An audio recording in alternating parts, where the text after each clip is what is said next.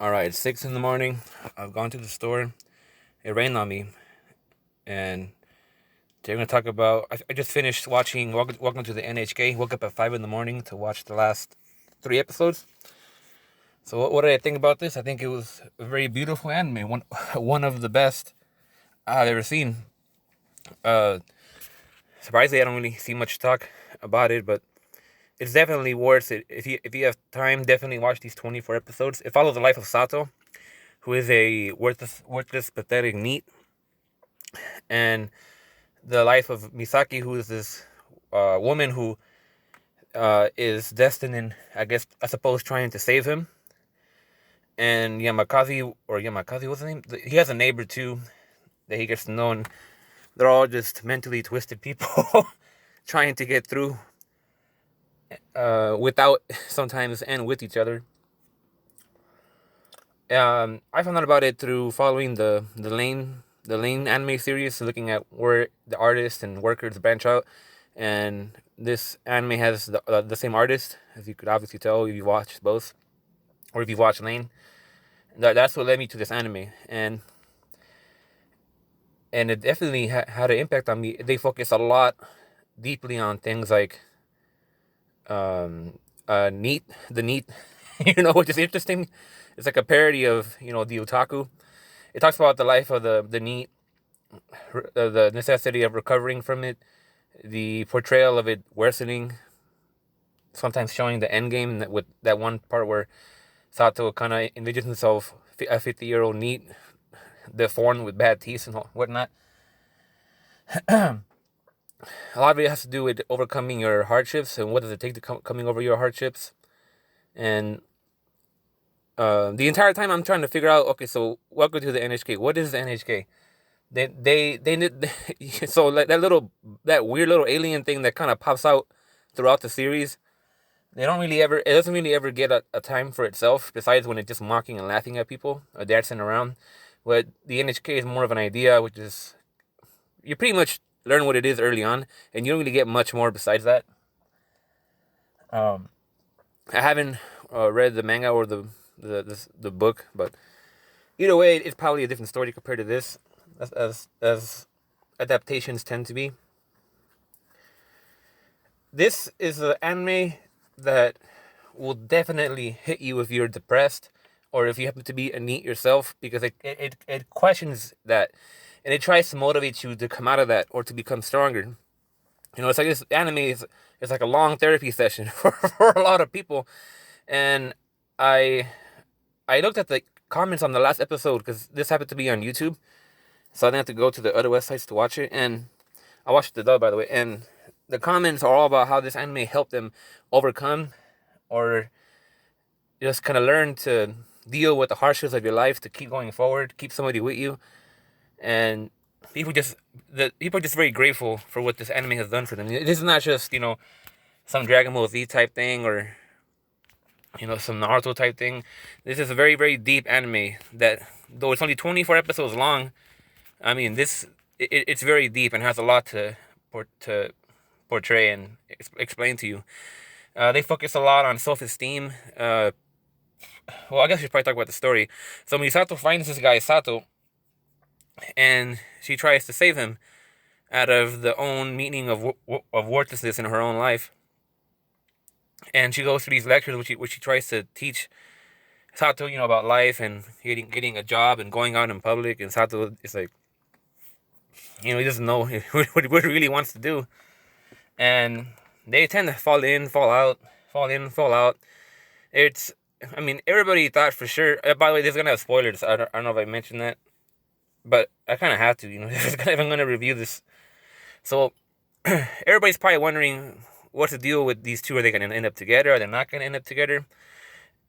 A lot of stories tend to end with either they get together, and become, I guess, love partners, which is what happens most of the time, or something goes very wrong. In this show, Sato does tell her at the end that he loves her, but he only did it to prevent her from killing herself, and he doesn't really go on besides saying that. So who knows if he said it just to say it. But it's pretty obvious that he does, regardless either way. He doesn't really have anybody else in his life besides her. Even though he would like to admit that he's not lonely, he actually is, as his appliances told him. but they end up recognizing that they do need each other to overcome their hardships through life. And as long as they have each other, I guess as Misaki would say, something positive can come out of that. So at the very end, they sign a contract to being each other's, I guess, companions. So it's pretty obvious that if the anime would have continued, they would have gotten together eventually. I don't know if it goes any further than that. I'll probably look at the endings of the novel and manga, but I'm pretty sure it's obvious that they're going to be together. It just, the anime didn't give you that fairy tale end that you probably wanted, because it's just all about hardships, and it just ends with the continuing of going through these hardships. And they talk about, for example, if we look at the lectures, they talk about self-esteem, how people are scared to talk to other people, but Misaki was saying that as long as you look at somebody else as being lower than you, then it makes it easy for you to conversate. They talk about religion, and this is something that I actually think about a lot, where Misaki says that God must be a villain. So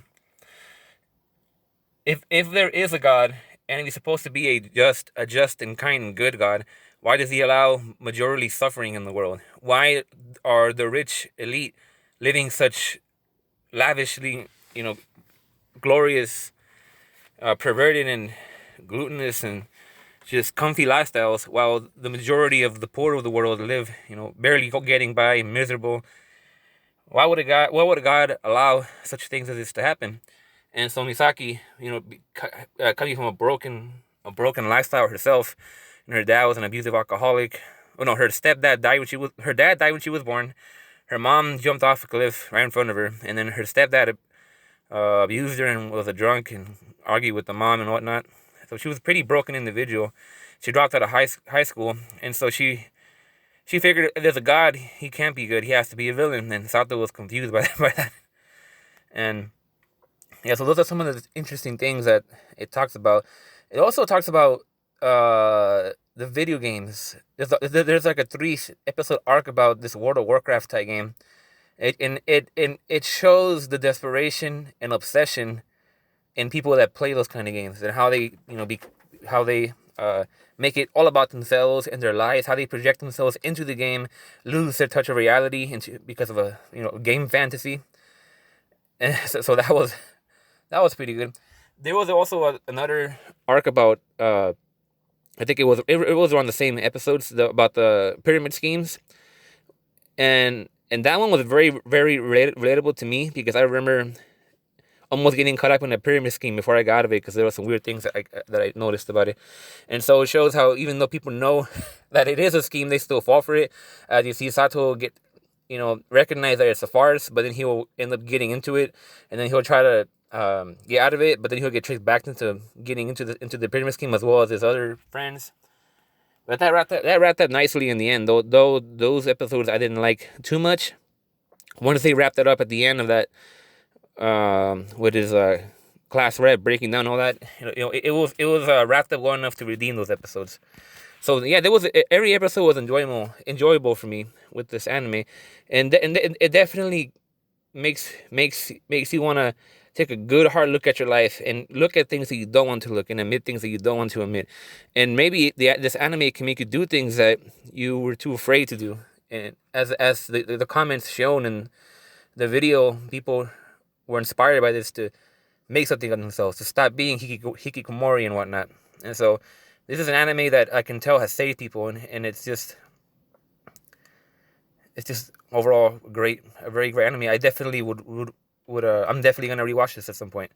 Maybe rewatch it with a friend. Overall, the art itself was good. It's a reminiscent of Lane. It does have its parts where the art is very bad, but it does have some really well illustrated scenes, or I guess really really well animated scenes as well. So the art is great. I'm not complaining about it. The music is also very good. It's very depressing, but the music fits very well into setting the mood, or the atmosphere, or just the emotion of a specific scene. The music is very, very good at that. Like when I was walking to the store today, that slow acoustic song started popping in my head, and just, it adds a very great soundtrack. Um, am I satisfied with the end? I would say yes. I would say yes, but it just has such an opportunity to um, come back if it wanted to. But I mean, I think it's pretty much concluded at this point, and we can put two and two together and know that these two are gonna end up getting together eventually. So that's just my feelings towards Welcome to the N.H.K. I didn't really have a whole lot to say. This is just unimprovised. But thank you for listening. And if you haven't watched this, please watch it.